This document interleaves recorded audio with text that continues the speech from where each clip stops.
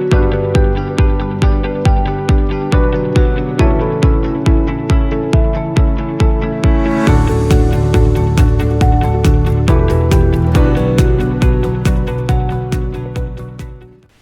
सभी दोस्तों, स्वागत है फिर से आपका YouTube चैनल फिजिक्स इन्फो पर। आज हम लोग न्यूक्लियस के पार्ट को, न्यूक्लियाई के चैप्टर को आगे बढ़ाते हुए बाइंडिंग एनर्जी कर्व के इंपॉर्टेंस के बारे में जानेंगे और इसके ऊपर आए हुए क्वेश्चनों को डिस्कस करेंगे। तो आइए देखते हैं, ज़्यादा वक्त नहीं लेते।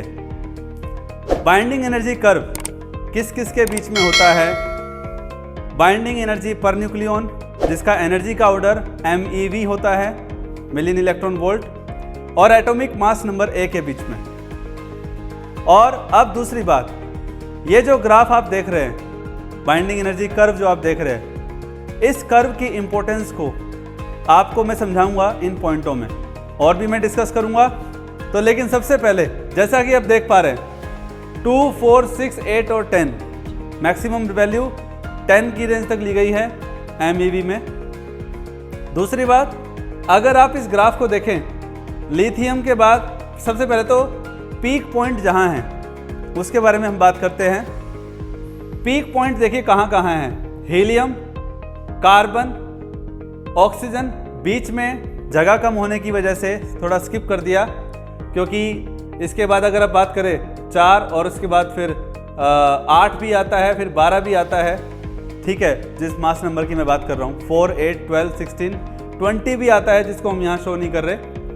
तो यहाँ मैं पीक पॉइंट क्यों कह रहा हूँ? क्योंकि आप देखिए कि हीलियम के कॉरस्पॉन्डिंग एनर्जी ज़्यादा है, बाइंडिंग एनर्जी लिथियम में कम हो जाती है, फिर कार्बन के अकॉर्डिंग बढ़ जाती है, फिर नाइट्रोजन के लिए कम हो जाती है, फिर ऑक्सीजन के लिए बढ़ जाती है, और ऑक्सीजन 18 के लिए कम हो जाती है, ठीक है।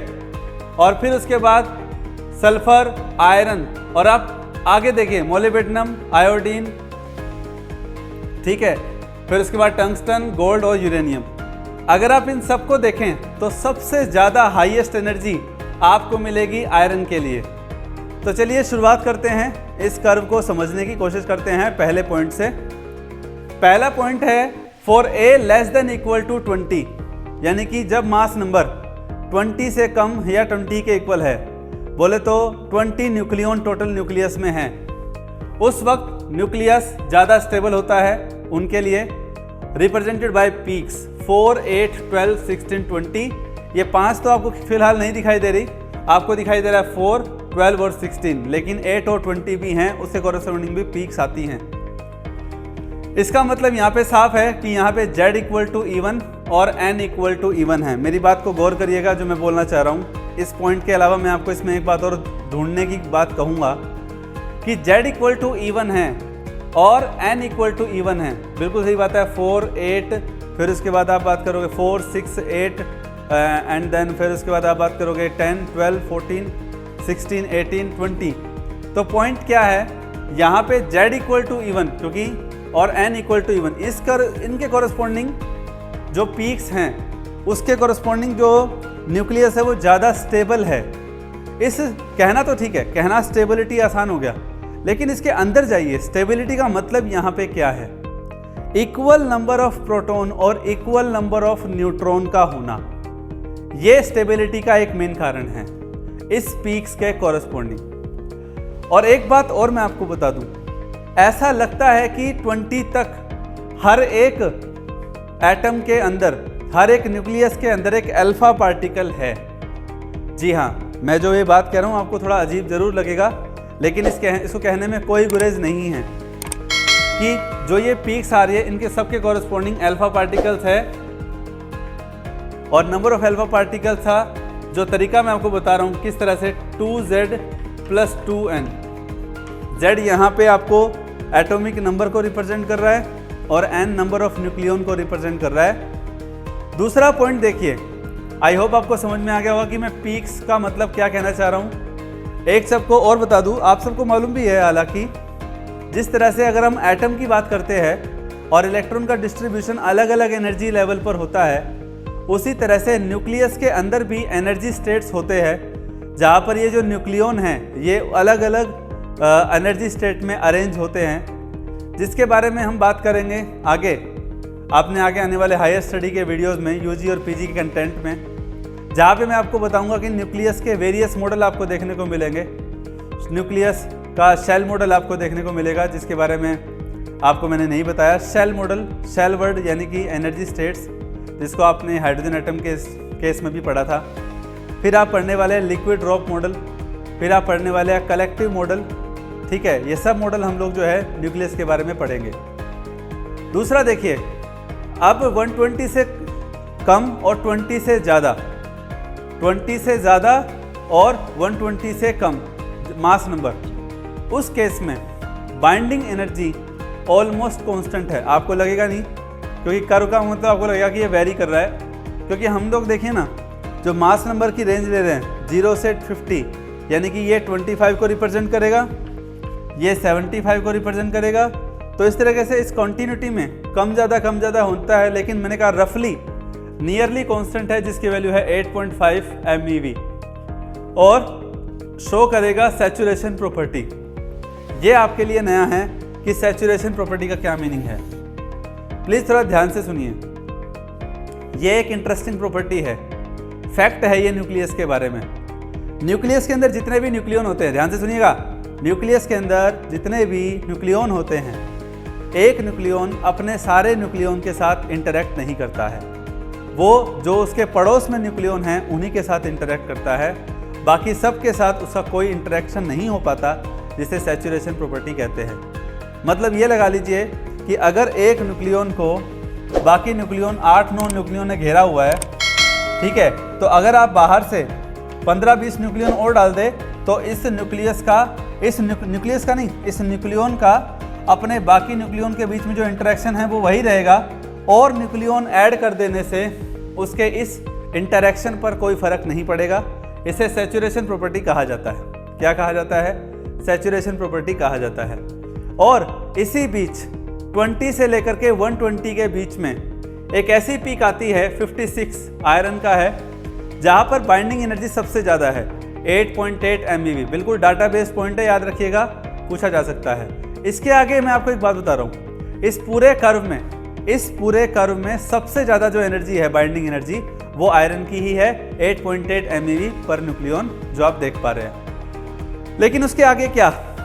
उसके आगे ध्यान से सुनने की बात है और समझने की बात है मैजिक नंबर। कुछ फ्रेंड्स पहली बार पढ़ रहे होंगे, स्टूडेंट्स पहली बार पढ़ रहे होंगे, तो मैजिक नंबर 2, 8, 20, 28, 50, 82। जी हाँ, ध्यान से सुनिए, ऑब्वियसली इस वीडियो को बच्चे भी देख रहे होंगे, तो उनके लिए भी ये हेल्पफुल तो है ही। तो 2, 8, 20, 28, 50 और 82, ये क्या है? ये मैजिक नंबर है। ऐसा क्या मैजिक है इसमें?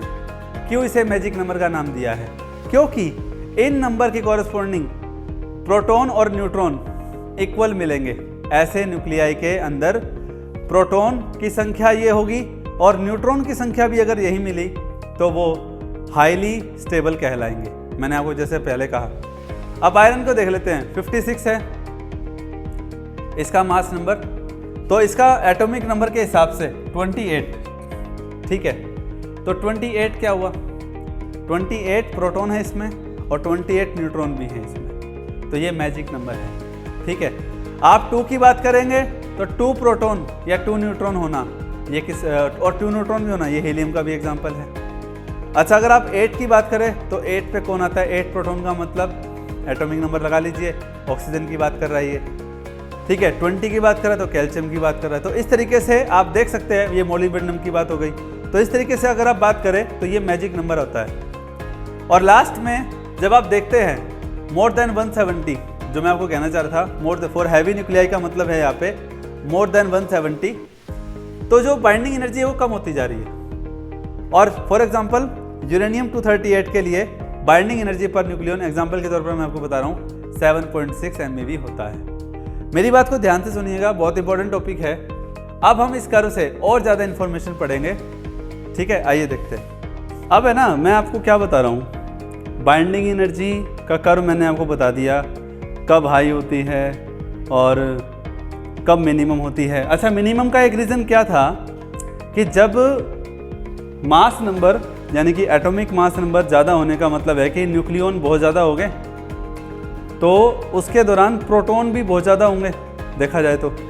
जैसे यूरेनियम 238 का आप एग्जांपल ले लो, तो उस पर 92 प्रोटॉन हो गए।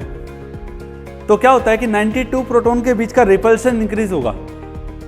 हालांकि एक टॉपिक आएगा अभी न्यूक्लियर फोर्स के बारे में, तो न्यूक्लियर फोर्स क्या होता है वो डिपेंड नहीं करता चार्ज वर्ड्स पे, तो वो तो कंबाइंड करके रखता है सबको, लेकिन वो उसकी भी लिमिट हो जाती है, वो वीक कमज़ोर पड़ जाता है। कब पड़ जाता है कमज़ोर? जब प्रोटॉन की संख्या बढ़ जाती है। और प्रोटॉन की संख्या बढ़ने का मतलब क्या है?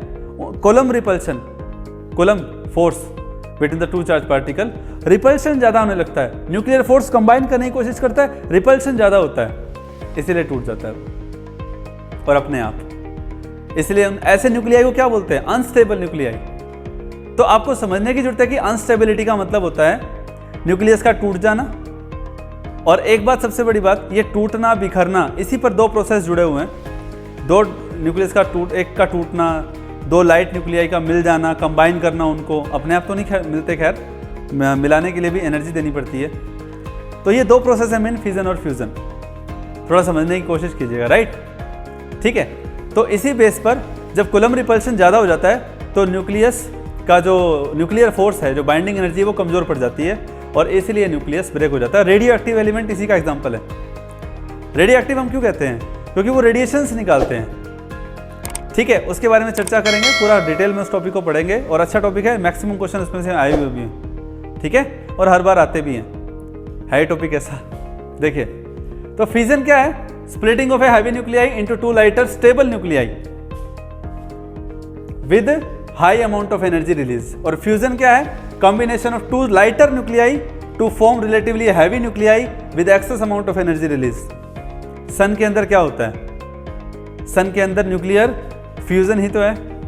लगातार सन का टेम्परेचर, सन आग उगल रहा है क्योंकि एनर्जी रिलीज होती जा रही है, फ्यूजन हो रहा है वहाँ। ठीक है, हाइड्रोजन का हेलियम का बनना, फॉर्मेशन लगातार जारी है अभी भी, और वो जारी रहेगा।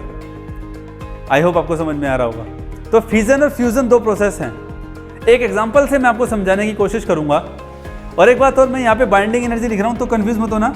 बाइंडिंग एनर्जी पर न्यूक्लियन को हमने लिखा था EBN, ठीक है, और मैं इसको लिख रहा हूँ B/A, या आप लिख सकते हो EB/A। कंफ्यूज मत होना, ठीक है ना? कंफ्यूज बिल्कुल नहीं होना। सिंबल से कंफ्यूज थोड़ी ना होंगे हम, लेकिन हाँ ध्यान रखना, it's a binding energy per nucleon, बोल रहा हूँ तो, ठीक है ना? चलिए एक एग्जांपल से मैं आपको समझाता हूँ कि फिजन में एक हैवी न्यूक्लियस का टूटना। हम यूरेनियम का ही एग्जांपल ले लेते हैं। यूरेनियम का एटॉमिक मास नंबर 238 होता है। आपको एक एग्जांपल बता रहा हूँ, एनर्जी रिलीज होती है, यही काम न्यूक्लियर फिजन में भी होगा। क्वेश्चन करेंगे आगे तो आपका जो डाउट है, जो कंसेप्ट है, वो अच्छे से क्लियर भी हो जाएगा, डोंट वरी। तो पॉइंट क्या है, मान लीजिए यूरेनियम 92 और 238 इसका एटॉमिक मास नंबर, तो अल्टीमेटली इसमें 238 न्यूक्लियन है। और इसकी बाइंडिंग एनर्जी पर न्यूक्लियन कितना है? बाइंडिंग एनर्जी पर न्यूक्लियन इसका करीब करीब है, अभी हमने निकाला था 7.6 MeV।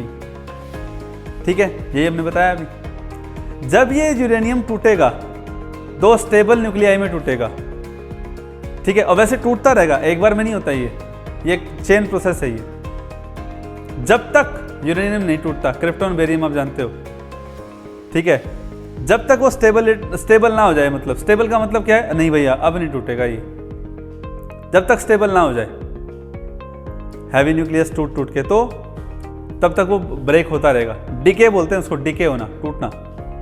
तो अल्टीमेटली क्या है कि uranium 238 binding energy per nucleon 7.6, जब टूटेगा तो सपोज करो टूटेगा तो स्वाभाविक है 170 और 30 के बीच में टूटेगा। ये तो कहीं मैंने बात कर दी, इन दोनों के बीच में टूटेगा। और जब टूटेगा तो आपको अभी भी बताया था मैंने, क्या बताया था आपको मैंने? 2770 तक क्या बताया था कि बाइंडिंग एनर्जी उस केस में कितनी होती है? करीब करीब 8.5 MeV पर न्यूक्लियन होती है वहाँ पे। इस केस में बाइंडिंग एनर्जी पर न्यूक्लियन होती है 8.5 MeV। अब सोच के देखो आप, 7.6 इसकी, और जब ये टूटेगा तो 8.5 निकलेगी। 8.5 मतलब ये हुआ हैवी टूटेगा स्मॉल में, या स्मॉल कंबाइन होके बनाएंगे हैवी अपने कंपैरेटिवली। तो स्टेबल कौन होता है फिजन में? हैवी नहीं, जिसमें वो टूट रहा है वो ज़्यादा स्टेबल है न्यूक्लियाई। देख लो आप, लाइटर मास नंबर के जो लाइटर जो nuclei they are more stable fusion के प्रोसेस में। तो 8.5 हो गया। अब एनर्जी रिलीज कैसे होगी इसको थोड़ा समझने की कोशिश करते हैं। पहले डिफरेंस कितना है एनर्जी में वो देखो, 8.5 में से 7.6 माइनस गया तो ये करीब करीब कितना आ गया, कितना डिफरेंस आ गया, 0.9 MeV। अब आप देखो यूरेनियम के एक न्यूक्लियॉन की बाइंडिंग एनर्जी 7.6 है और 2770 के बीच में जब वो टूटेगा तो वो 8.5 MeV निकालेगा। तो डिफरेंस कितना आ रहा है, करीब करीब 0.9 एक्स्ट्रा आ रहा है, मतलब देखा जाए तो 0.9 एक्सेस में है ये। इसकी बाइंडिंग एनर्जी कंपेरेटिवली यूरेनियम ज़्यादा है। तो 238 के लिए कितना हो गया, टोटल कितना हो गया इसका मतलब, मल्टीप्लाई करके देखो 0.9 मल्टीप्लाई 238 भाई पर न्यूक्लियन है तो 238 अगर हो तो उसके अकॉर्डिंग कितना बनेगा, करीब करीब देखो कितना आएगा, 9 8 जा 72, 9 3 जा 27 और 7 कितना हो गया, 27 और 7 34, 3 9 2 जा 18, 3 21, 214.2 MeV। अरे वाह, ये तो थ्योरेटिकल था ना, और प्रैक्टिकली बताऊं, प्रैक्टिकली नियरली 200 MeV के बराबर एनर्जी रिलीज होती है जब यूरेनियम टूटता है स्टेबल न्यूक्लियाई क्रिप्टॉन और बेरियम में। तो आपको एग्रीमेंट मिल गया होगा कि कैसे एनर्जी का रिलीज, जो एनर्जी रिलीज होती है उसको फाइंड आउट कैसे करते हैं, वो भी हो गया सॉल्व। और ये प्रूफ भी हो गया कि हाँ देख लो एक्सेस अमाउंट ऑफ एनर्जी निकलती है फ्यूजन में और इसी तरह से फ्यूजन में भी होता है। न्यूमेरिकल करेंगे समझ में आ जाएगा। ओके, तो चलिए अब कुछ और एक टर्म पढ़ लेते हैं पहले न्यूक्लियर के रिगार्डिंग, ठीक है।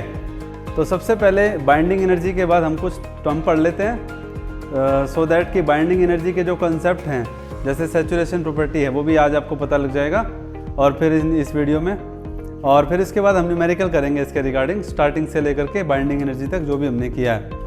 तो सबसे पहले अगर आप देखो मिरर न्यूक्लियाई क्या होता है, मिरर न्यूक्लियाई जिसका मास नंबर सेम हो, मतलब कम से कम ऐसे दो न्यूक्लियाई जिनका मास नंबर जो है वो सेम होता है लेकिन proton and neutron numbers get interchange. मतलब ये होता है कि अगर एक का प्रोटॉन है तो दूसरे का जो न्यूट्रॉन है वो इक्वल है, तो गेट इंटरचेंज इसका मतलब ये है। और ऐसे में डिफरेंस बिटवीन देम इज ±1। तो किसके बीच में डिफरेंस, आप एग्जांपल देखो जैसे कार्बन और बोरोन है, तो कार्बन के पास 6 प्रोटॉन है और बोरोन के पास 5 प्रोटॉन है, तो 6 और 5 में कितना डिफरेंस हो गया, 1 का डिफरेंस हो गया। और अगर आप न्यूट्रॉन की बात करो, इसमें न्यूट्रॉन 5 है कार्बन में, 11 में से 6 माइनस करोगे 5 न्यूट्रॉन आगे, इसमें 11 में से 5 करोगे 6 क्या आगे, 11 में से 5 करोगे तो क्या आगे 6 आपके पास न्यूट्रॉन आ गए, तो वो इंटरचेंज हो गया ना, ठीक है। Is that clear? तो ये हो गया कि किस तरह से प्रोटॉन और न्यूट्रॉन जो है गेट इंटरचेंज और मास नंबर हालांकि सेम है। लिथियम और बेरिलियम में भी आपके सामने यही है, और इसी तरह से नाइट्रोजन और कार्बन का भी एग्जांपल आपके सामने है, ठीक है। 13 मास नंबर सेम है, 7 प्रोटॉन यहाँ 6 प्रोटॉन यहाँ, 13 में से 7 माइनस कर दिया तो 6 न्यूट्रॉन, 13 में से 6 माइनस कर दिया तो 7 न्यूट्रॉन। तो देख लो आप, इसमें 7 प्रोटॉन है तो इसमें 7 न्यूट्रॉन है, इसमें 6 प्रोटॉन है 6 न्यूट्रॉन है तो इसमें 7 न्यूट्रॉन है। Is that clear? तो अल्टीमेटली ये हो गया मिरर न्यूक्लियाई, ओके, इसलिए इसको मिरर न्यूक्लियाई कहा जाता है। अब 1 एटॉमिक मास यूनिट, ध्यान से देखिएगा, 1 एटॉमिक मास यूनिट जो एनर्जी के इक्वल आएगा वो कितना आएगा, क्योंकि देखो अगर हम आइंस्टाइन का जो ये रिलेशन है E = mc² जब यूज करते हैं तो 1 एटॉमिक मास यूनिट कितनी एन अमाउंट ऑफ एनर्जी आपको देगा, जूल में आप निकालेंगे उसको, फिर उसको आप MeV में चेंज करने के लिए 1.6 × 10⁻13 से डिवाइड करेंगे MeV, ठीक है ना, मिलियन इलेक्ट्रॉन वोल्ट कह लो, मेगा इलेक्ट्रॉन वोल्ट कह लो। तो उसके बाद जैसे 1 AMU है एटॉमिक मास यूनिट, तो वो कितना होता है, करीब करीब 1.66059 × 10⁻⁻27 kg। वो वैल्यू यहाँ रखेंगे M की जगह और C की वैल्यू 3 × 10⁸ पुट करेंगे। स्क्रीन को पॉज करके ये फॉर्मूला देख लेना, यहाँ पुट करके डिवाइड में क्या कर लेना 1.6 इंटू 10⁻⁻13 से डिवाइड कर देना, तो आपके पास 931 के करीब 930 पॉइंट समथिंग के करीब MeV एनर्जी आ जाएगी। तो यहाँ पे कंफ्यूज नहीं होना है, ये मास है तो ये एनर्जी डिवाइड बाय c² लिखा है मैंने, तो this is also equal to mass. लेकिन सिर्फ इतना कहने का मतलब ये है कि अगर जहाँ पे भी एटॉमिक मास यूनिट के टर्म्स में अगर आपको मास गिवन हो तो एनर्जी इक्विवेलेंट उसका ये होता है। फिर उसके बाद न्यूक्लियर कंसंट्रेशन। जी हाँ, अच्छा कंसेप्ट है, ध्यान से सुनना। न्यूक्लियर डेंसिटी तो आपने पढ़ लिया, जैसे सिंपल डेंसिटी आप कहते हैं ना मास बाय वॉल्यूम, इसी तरह से क्या होता है इसमें न्यूक्लियर कंसंट्रेशन है ना, तो वो क्या आएगा कि पहले इससे स्टार्ट करो, जैसे नंबर ऑफ न्यूक्लियॉन्स पर मीटर क्यूब, यानी कि ध्यान से सुनना कि पर मीटर क्यूब में 1 मीटर क्यूब में कितने न्यूक्लियॉन्स हैं एक्चुअल में, तो ये न्यूक्लियर कंसंट्रेशन को दर्शाता है। ठीक है, अब वो देखो न्यूक्लियर डेंसिटी, न्यूक्लियॉन्स की डेंसिटी है। ठीक है, अब न्यूक्लियॉन्स की डेंसिटी में आपके पास क्या आएगा, मास बाय वॉल्यूम आएगा ना, तो मास बाय जब वॉल्यूम आएगा तो एक न्यूक्लियॉन का मास अगर m है तो टोटल न्यूक्लियॉन्स कितने होते हैं, मास नंबर a के इक्वल होते हैं, तो m इंटू ए, फिर डिवाइड में आप वॉल्यूम लिखते हो, और मैंने लिखा डिवाइड में मास ऑफ ए न्यूक्लियॉन, तो मास ऑफ एक न्यूक्लियॉन का मास m, तो m से m कैंसिल होगा कि नहीं होगा, हो गया ना। और a क्या दिखाता है आपको, मास नंबर तो है लेकिन ये नंबर ऑफ न्यूक्लियॉन भी तो शो कर रहा है, तो वॉल्यूम की यूनिट मीटर क्यूब और a का क्या हो गया, नंबर ऑफ न्यूक्लियॉन्स हो गया डिवाइड बाय मीटर क्यूब पर मीटर क्यूब, तो ये क्या शो करेगा, न्यूक्लियर कंसंट्रेशन शो करेगा। ठीक है, ध्यान से सुनना। अगला टॉपिक और भी अच्छा है, न्यूक्लियर चार्ज डिस्ट्रीब्यूशन। जी हाँ, ये भी एक अच्छा टॉपिक है जिसमें ये कहा गया है कि न्यूक्लियस के अंदर चार्ज पार्टिकल कौन है, प्रोटॉन है, न्यूट्रॉन तो न्यूट्रल है, तो जो प्रोटॉन का जो डिस्ट्रीब्यूशन है, बेसिक एलिमेंट्री पार्टिकल के तौर पे बात कर रहा हूँ मैं, ठीक है, ध्यान देना आप लोग। तो क्या होता है कि न्यूक्लियर चार्ज डिस्ट्रीब्यूशन है, तो चार्ज डिस्ट्रीब्यूशन में जो बेसिक फॉर्मूला है पहले तो ये याद रखो, rho equal to rho naught into divide by 1 plus exponential raise to power r minus r naught divide by delta. चलिए पहले हर एक टर्म को समझते हैं। पहले क्या है, रो क्या है, charge density at r from the centre of nucleus, यानी कि हम लोग न्यूक्लियस की शेप को कैसे लेते हैं, हम लोग न्यूक्लियस की शेप को कैसे कंसिडर करते हैं, स्फीयर कंसिडर करते हैं, और तो न्यूक्लियस का सेंटर क्या हो गया, ये हो गया। तो सेंटर से जैसे जैसे दूर जाएंगे न्यूक्लियस के सरफेस की तरफ, वैसे वैसे डेंसिटी वेरी करेगा उसका, किसका, न्यूक्लियस के अंदर जो चार्ज है वो वेरी करेगा, ये वो उस डेंसिटी को रिप्रेजेंट कर रहा है। अच्छा, रो नोट किसको रिप्रेजेंट कर रहा है, nuclear charge density at centre of the nucleus, मतलब न्यूक्लियस के सेंटर पे जो चार्ज है, जो चार्ज डेंसिटी है वो मैक्सिमम है एक्चुअल में देखा जाए तो। ठीक है, तो वो उसको रिप्रेजेंट कर रहा है।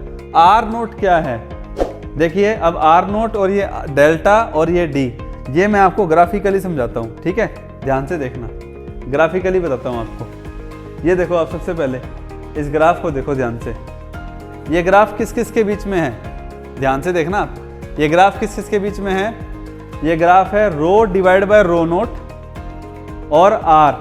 आर क्या है, न्यूक्लियस के सेंटर से डिस्टेंस है सरफेस की तरफ जाते हुए, न्यूक्लियस के सरफेस की तरफ जाते हुए। तो O यानी कि ओरिजिन यानी कि सेंटर, सेंटर पे डेंसिटी थी 1, रो नोट के इक्वल होगा ना, तो रो नोट बाय रो नोट 1 होगा। ठीक है, आप इसमें भी पुट कर लो ना, ध्यान से देख लो कि आप अगर सोचो कि नहीं जी क्या आएगा, ये सब डिस्टेंस जो हो जाएगी ना। आर नोट क्या है, वैसे बता देता हूँ, आर नोट जो है ना वो न्यूक्लियस की रेडियस को कहा गया है, लेकिन वो कितनी है क्या है मैं आपको बता देता हूँ कि वो अप्रोक्सीमेट है, एग्जैक्ट नहीं है। बहुत अच्छा टॉपिक है, ध्यान से देखना। तो यहाँ पे rho equal to rho naught divide by 1 plus है ये, तो जो ये टर्म है ना पूरी की पूरी, वहाँ पर जाकर के ये हो जाएगा कितना आपके पास, 1 plus exponential r minus r naught divide by delta. तो इस केस में आपके पास ओरिजिन पे डेंसिटी उसकी 1 है, रो नोट के इक्वल है, तो ऑब्वियसली हम लोग ये डिस्टेंस ले रहे हैं ना, तो रो को रो नोट पुट किया, रो नोट बाय रो नोट 1 आएगा। एक्चुअल में हम लोग रेशियो देख रहे हैं ना, वेरिएबल डेंसिटी रो और जो सेंटर पे डेंसिटी है रो नोट, उसके साथ उसका कंपेयर कर रहे हैं। अब आप ग्राफ में देख सकते हो कि जैसे जैसे डिस्टेंस बढ़ रहा है यानी कि न्यूक्लियस के सेंटर से सरफेस की तरफ जा रहे हैं, वैसे वैसे डेंसिटी डिक्रीज हो रही है। अब इसमें मैंने आपके सामने 0.9, 0.5 और 0.1 ये 3 पैरामीटर को शो किया हुआ है। तो इन 3 पैरामीटर को पहले समझ लो आप। सबसे पहले आप देखो 0.5 को। 0.5 का मतलब हो गया न्यूक्लियस के सेंटर से लेके सरफेस के बीच का डिस्टेंस, मतलब हाफ डिस्टेंस, रेडियस का हाफ। लेकिन वो रेडियस नहीं है। कभी आप सोचो कि नहीं ये रेडियस हो गया, बिल्कुल सही कह रहा हूँ मैं। R0 जो है, R0 वो डिस्टेंस है जहाँ पे न्यूक्लियस की डेंसिटी हाफ रह गई।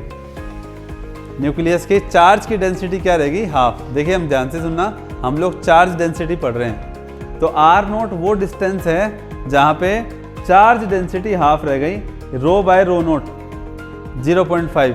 ये जो मैंने ये हाफ लिया है ना, यहाँ हाफ का मतलब ये नहीं है, डेंसिटी जो है जिस डिस्टेंस पर डेंसिटी बिकम्स हाफ, ठीक है, कंपैरिजन में किसके? सेंटर के कंपैरिजन में, उस डिस्टेंस का नाम है R0। और ये R0 जो है this is the approximate radius of the nucleus. Interesting बात देखिए बाकी क्या है। 0.9 मतलब क्या है? जहाँ पे डेंसिटी मैक्सिमम थी। और 0.1, तो 0.9 से लेकर के आपके सामने ये पॉइंट आ रहा है और 0.1 पे आपके सामने ये पॉइंट आ रहा है। तो जैसे ही मैंने इन दोनों को, जो ये आप डिस्टेंस देख रहे हो जिसको D कहा गया है, तो जो ये D डिस्टेंस है ये क्या है एक्चुअल में? Thickness of nuclear surface. ये इंटरेस्टिंग बात है, देख लो। मतलब 0.9 से लेकर के 0.1 तक, 0.9 से लेकर के 0.1 तक जो है वो आपको न्यूक्लियस के सरफेस की थिकनेस को शो कर रहा है। यानी कि this is very first very interesting concepts for all of us कि न्यूक्लियस के सरफेस की थिकनेस भी होती है देखा जाए तो। हालांकि थिकनेस तो हर सरफेस की होती है, लेकिन ग्राफिकली आपको पता चलेगा चार्ज डिस्ट्रीब्यूशन के ग्राफ में कि किस तरह से न्यूक्लियस के सरफेस की थिकनेस होती है। और ये जो टर्म देख रहे हो आप डेल्टा, ये क्या शो कर रहा है? Rate of decrease of charge density. जी हाँ, और ये कांस्टेंट रेट ऑफ डिक्रीज है जिसकी वैल्यू 0.55 फर्मी है। यानी कि सेंटर से लेकर के सरफेस तक चार्ज डेंसिटी कितनी स्पीड से कम हो रही है, ये डेल्टा उसको रिप्रेजेंट कर रहा है और इसकी वैल्यू 0.55 फर्मी होती है। ऐसे D डिस्टेंस जो है थिकनेस ऑफ न्यूक्लियर सरफेस को रिप्रेजेंट कर रहा है, जो इस डेल्टा के 4.4 टाइम्स है। और ऐसे में आप जब इसको मल्टीप्लाई करेंगे तो ये 2.42 फर्मी के इक्वल आएगा। तो अल्टीमेटली आप सोच के देखिए कि आपके सामने मैंने ये ग्राफ रिप्रेजेंट किया। ये ग्राफ न्यूक्लियस के अंदर जो चार्ज डिस्ट्रीब्यूशन है उसको रिप्रेजेंट कर रहा है, किस तरह से वो वेरी कर रहा है। ठीक है, अब दूसरी बात सुनो। जैसे हमने न्यूक्लियर कंसंट्रेशन पढ़ा, अगर हम 1 नंबर में अगर ऐसा क्वेश्चन आ जाए तो ध्यान से देखें ये क्वेश्चन कैसे बन सकता है। इसमें ध्यान दो, ये कह रहा है कि नंबर ऑफ न्यूक्लियॉन्स पर मीटर क्यूब होता है ये एक्चुअल में। तो न्यूक्लियॉन्स डेंसिटी यानी कि न्यूक्लियस की डेंसिटी अगर आपको याद हो तो कितनी होती थी? न्यूक्लियस की डेंसिटी का अगर आपको याद हो तो ये होता है, मैं ऑर्डर लिख दूँ तो भी चलेगा, 10⁻⁻ कितना होता है? 17। हाँ, 10⁻17 ऑर्डर होता है किसका?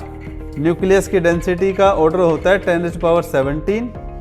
और डिवाइड में अगर आप एक न्यूक्लियन के मास की बात करें तो न्यूक्लियन के मास में तो प्रोटॉन और न्यूट्रॉन आ गए, तो 10⁻27 उसका ऑर्डर होता है, 10⁻27। तो -27 जब ऊपर जाएगा तो 10⁻44 न्यूक्लियॉन्स जो हैं वो पर मीटर क्यूब में हैं। आप सोच के देखिए कि कितनी ज़्यादा और कितनी भयंकर जो है ये कैलकुलेशन है, और कितना कैसे क्या है कि 1 मीटर क्यूब में कितने न्यूक्लियॉन्स जो हैं वो मैं आपको पहले ही बता चुका हूँ कि इसके ऊपर अपने आप को सरप्राइज़ करने की ज़रूरत नहीं है। क्योंकि अगर आप एक हाइड्रोजन के न्यूक्लियस की डेंसिटी की तुलना अगर एक स्टार गैलेक्सी के साथ भी करेंगे ना तो भी वो सेम मिलेगा आपको। तो अल्टीमेटली ये हमारे पास जो छोटे छोटे कंसेप्ट थे इन्हीं पर क्वेश्चन बनते भी हैं और आते भी हैं। चलिए आइए अब क्वेश्चन करते हैं, ठीक है। तो ये फर्स्ट न्यूमेरिकल देखो आप, अभी आपके सामने है। क्या कह रहा है इस न्यूमेरिकल में? ए न्यूक्लियस विद A = 225, यानी कि मास नंबर उस न्यूक्लियस का 225 है, split into 2 nuclei of radii ratio 2:1, यानी कि 2 न्यूक्लियाई में टूट गया वो, रेडियस का रेशो 2:1 है, तो उनका दोनों का मास नंबर हमें बताना है। तो आइए सॉल्यूशन फर्स्ट करते हैं। पहले ध्यान दीजिए, सबसे पहले आपको जो 225 दिया हुआ है किस 2 न्यूक्लियाई में दिया हुआ है, मास नंबर मालूम नहीं है, तो इसलिए काम करते हैं A = A1 + A2। ठीक है, A की वैल्यू दी हुई है 225, A1 A2 मालूम नहीं है, दोनों को लिख दिया और ये इक्वेशन का नाम दे दिया 1। जो 2 न्यूक्लियाई हैं उनका मास नंबर नहीं मालूम इसलिए। लेकिन रेडियस का रेशो दिया हुआ है 2:1। अब आपको रेडियस का और मास नंबर का रिलेशन तो पता ही है ना। तो देखो क्या आएगा, जैसे रेडियस होता है प्रोपोर्शनल टू A⁻⁴ तो डायरेक्ट कर दें, तो जो मास नंबर बना वो अल्टीमेटली फिर कितना बना, R1/R2⁻3। समझ गए ना भाई, R प्रोपोर्शनल टू A⁻⁴ होता है, तो A की प्रोपोर्शनल टू R⁻3 हो गया। तो ऐसे में R1:R2 2:1 दे रखा है, तो 2/1 करोगे, फिर उसका क्यूब करोगे तो A1/A2, यानी कि जब आप सोल्व करोगे तो A1 कितना आ जाएगा, 8 टाइम्स ऑफ A2। और फिर जब आप इस रिजल्ट को यूज़ करोगे 1 में A1 की जगह, तो 9 टाइम्स ऑफ A2 = 225 आ गया। फिर आपने निकाल दिया A2, वैल्यू कितनी आ जाएगी उसकी देख लेना आप, 25 आ जाएगी। और जब आप इसको वापस इस 1 में यूज़ कर दोगे तो A1 की वैल्यू कितनी आ जाएगी, 200 आ जाएगी। ठीक है, तो ये अल्टीमेटली एक सिंपल सा क्वेश्चन था, कैलकुलेशन बेस्ड क्वेश्चन था, वो हमने कर लिया। कोई डाउट हो तो पूछ लेना। ये हो गया आपका फर्स्ट क्वेश्चन।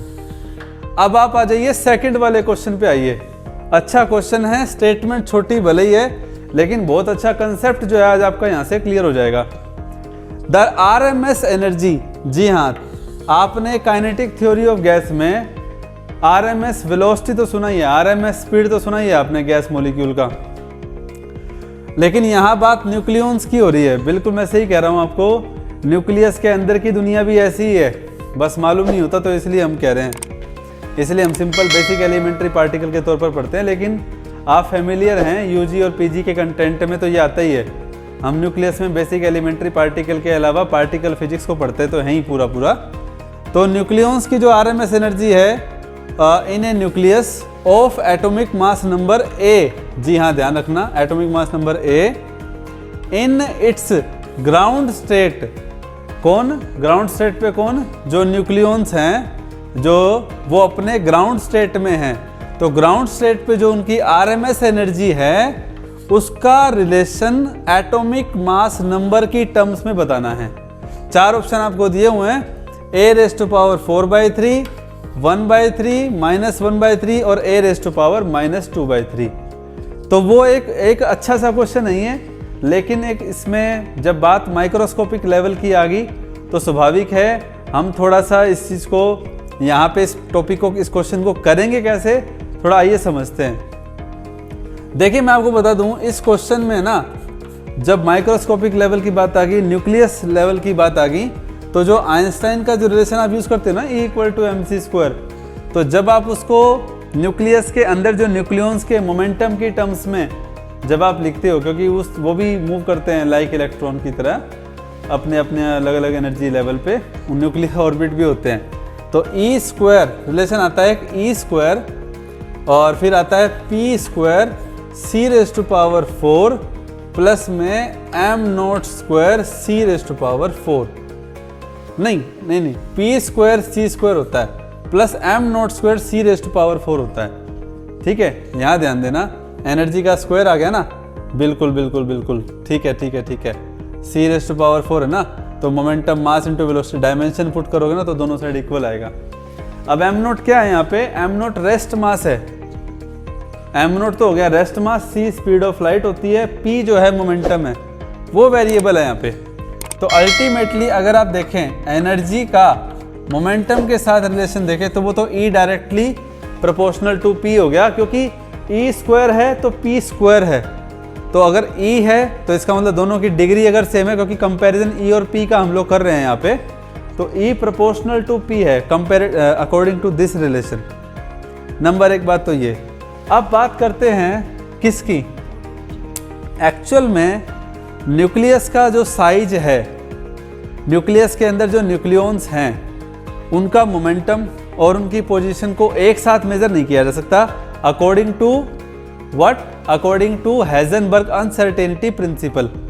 तो ऐसे में क्या हुआ, हाइजेनबर्ग अनसर्टेनिटी प्रिंसिपल आपको याद ही है कि पोजीशन और मोमेंटम का जो प्रोडक्ट है वो nearly equal to h cross होता है, h/2π जिसको कहते हैं। तो यहाँ से जो न्यूक्लियस का जो साइज है, न्यूक्लियस का जो साइज है वो आप मेजर करते हो रेडियस से। रेडियस बोले तो प्रोपोर्शनल टू रेडियस बोले तो proportional to a⁻⁴ mass number का 1/3 ये होता है, ठीक है। तो ऐसे में अब मैं डेल्टा एक्स को कैसे वेरी, क्योंकि आप देखिए ना जो न्यूक्लियॉन्स हैं वो है तो न्यूक्लियस में ही ना, तो उनकी जो पोजीशन है मैक्सिमम कितना वो वेरी कर सकता है, जितना न्यूक्लियस का साइज होगा, समझने की कोशिश करो, जितना न्यूक्लियस का साइज होगा तो वहीं पे उसकी पोजीशन की जो रेंज है वो हम डिसाइड कर सकते हैं।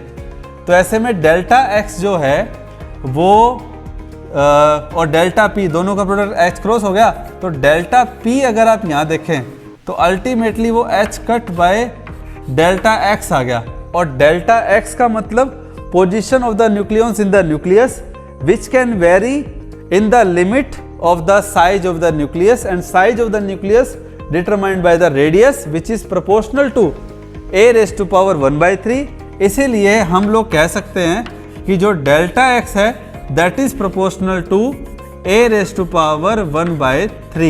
और अगर हम ऐसा करेंगे और यहाँ पे जब इस रिलेशन को पुट करेंगे तो ये आएगा h cross divide by a⁻⁴ तो आपके सामने आ गया कि जो चेंज इन मोमेंटम है वो कितना है, h cross divide by a⁻⁴ तो इसका मतलब जो मोमेंटम है वो वेरी कैसे कर रहा है, a⁻⁻⁻⁴ वेरी कर रहा है और एनर्जी प्रोपोर्शनल टू मोमेंटम ही है।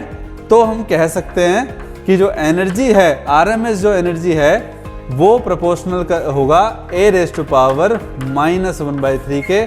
तो ये आपका ऑप्शन नंबर कौन सा आ गया, थर्ड आ गया, ठीक है। आई होप आपको समझ में आ गया होगा क्वेश्चन। ये स्क्रीन को पॉज करके या इसको पीछे करके 15, 20 सेकंड, 25 सेकंड की वीडियो को दोबारा से मेरी बातों को सुनना जो मैंने कहा है, ठीक है। चलिए अब हम नेक्स्ट क्वेश्चन की तरफ बढ़ते हैं। अच्छा ये 2 क्वेश्चन हो गए, ठीक है। 2 क्वेश्चन होने के बाद अभी थर्ड क्वेश्चन देखो आप। ये क्वेश्चन क्या है, शॉर्टकट में लिखने की कोशिश की है मैंने कि एक न्यूक्लियस का टूटना या 2 का बनना और फिर एक बड़े न्यूक्लियस को बनाना, यानी कि फिजन फ्यूजन प्रोसेस को ये शो कर रहा है। थर्ड और फोर्थ क्वेश्चन दोनों बाइंडिंग एनर्जी पर न्यूक्लियन पे बेस्ड है, ध्यान से देख लेना, समझ में आ जाएगा। बहुत सिंपल क्वेश्चन है, बस थोड़ा दिमाग छोड़ा है, वो एक कंसेप्ट है जो मैं आपको बताने जा रहा हूँ। क्या कहता है कि which process would release energy, इन चारों में से जो प्रोसेस आपको दिया हुआ है कि y ब्रेक हो रहा है 2z में, तो y 60 2z यानी कि 32 जा 60, यानी कि y जब टूटेगा तो 2 एक जैसे न्यूक्लियस होंगे 30-30 वाले। W है 120, x प्लस z में टूट रहा है, तो x है 90 और z है 30, ठीक है। C ऑप्शन में दे रखा है W जब टूटेगा तो 2y के, तो W है 120 और y यानी कि 60, तो 60 के 2 हो गए। और x tends to y plus z में, तो x है आपके पास 90, y है 60 और z है 30। तो इस चारों ऑप्शन में अगर आप मास नंबर वाले कंसेप्ट पे जाएंगे ना तो आपको लगेगा नहीं चारों ही ठीक लग रहे हैं, कंफ्यूजन वहाँ पे होगी। इसने पूछा कि एनर्जी रिलीज कहाँ हो रही है। अब मेरी बात एक थोड़ा ध्यान से सुनना, इस क्वेश्चन के पीछे एक ही कॉन्सेप्ट है। देखिए फिजन हो या फ्यूजन, एक बात को नोट करेंगे सब, न्यूक्लियर फिजन हो या न्यूक्लियर फ्यूजन हो, जब एनर्जी रिलीज होती है ना, जब वो फिजन हो या फ्यूजन हो, तो एनर्जी जब रिलीज होगी वो तो चलो ठीक है रिलीज हो रही है, लेकिन जो न्यूक्लियस बन रहा है नया, अगर बड़ा न्यूक्लियस है जैसे हैवी न्यूक्लियस है, तो हैवी न्यूक्लियस जैसे हैवी न्यूक्लियस है वो क्रिप्टॉन और बेरियम में टूट रहा है मान लो, तो उन दोनों स्टेबल न्यूक्लियस की energy, binding energy per nucleon uranium से ज़्यादा ही होगी। ये नहीं है कि एक ज़्यादा और एक कम हो गया, एक ज़्यादा और एक कम हो गया यूरेनियम के कंपैरिजन में, ये ध्यान रखना।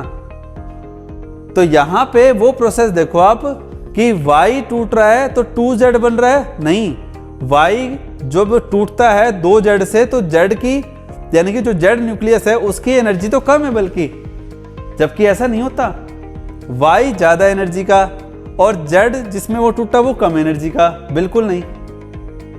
समझ में आई बात? इसी तरह से कॉन्सेप्ट समझिए मैंने क्या कहा है बस, मतलब जो हैवी न्यूक्लियस है वो टूट रहा है 2 स्टेबल में, तो इसका मतलब साफ है। देखो y w w x चारों का नाम दे दिया तो चारों टूट रहे हैं, किस किस में आप देख सकते हो। तो बस आप ये देखना ध्यान से कि जो जिसमें टूट रहा है तो वो उसकी भी बाइंडिंग एनर्जी उस पर्टिकुलर न्यूक्लियस से ज़्यादा होगी और वो एनर्जी रिलीज भी करेगा। Is that clear? तो इन चारों में से अगर आप देखो y ज़्यादा एनर्जी का है, कम एनर्जी का न्यूक्लियस में वो टूट रहा है, नहीं possible. w x plus Z में है तो x ज़्यादा एनर्जी का है लेकिन z w से कम एनर्जी का है, तो ये भी पॉसिबल नहीं है। Third, w tends to 2y, बिल्कुल w जो है y जिसमें टूट रहा है वो तो उसकी एनर्जी w से ज़्यादा है, तो ये पॉसिबल है। और d x टूट रहा है y में और z में, y की एनर्जी तो x से ज़्यादा है पर z एनर्जी x से कम है, तो यानी कि कम एनर्जी वाला न्यूक्लियस में वो नहीं टूटेगा। Is that clear? तो इस बात का ध्यान रखना आपको।